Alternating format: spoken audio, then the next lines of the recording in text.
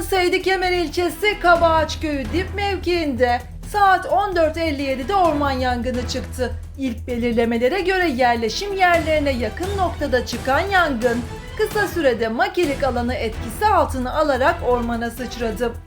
Yangına müdahale için kara ve hava araçları bölgeye sevk edildi.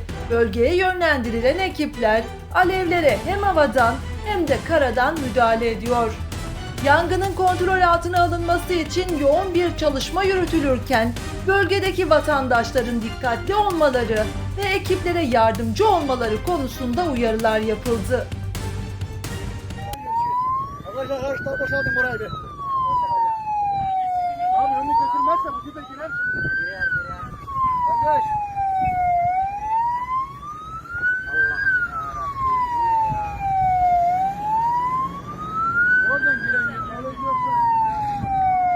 Yaşar.